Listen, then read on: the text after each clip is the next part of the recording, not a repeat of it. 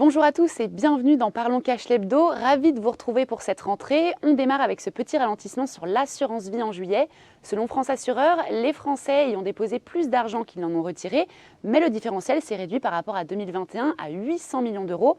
Rappelons que la collecte nette s'élevait à 1,1 milliard il y a un an, soit 300 millions de plus qu'en juillet 2022. Une collecte qui reste tirée par les unités de compte avec 2,5 milliards d'euros. Les fonds euros ont, eux, excédé les placements à hauteur de 1,7 milliard. Et on poursuit avec le marché immobilier qui ralentit au deuxième trimestre. C'est ce que nous apprend le dernier indice Notaire INSEE. Certes, les prix progressent toujours de 6,8% sur un an, mais c'est moins qu'au premier trimestre qui enregistrait une hausse de 7,3%.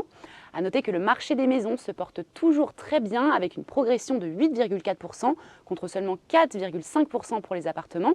Enfin, les prix progressent davantage à mesure que l'on s'éloigne de Paris, comptez 2,2% pour l'Île-de-France et 8,6% dans le reste de l'Hexagone. Et on termine avec le sujet incontournable de cette rentrée, le pouvoir d'achat. L'inquiétude continue de monter chez les ménages. Selon le dernier baromètre CSA des préoccupations des Français, 48% indiquent qu'il s'agit de leur préoccupation principale. Une inquiétude qui progresse de 2 points par rapport à avril.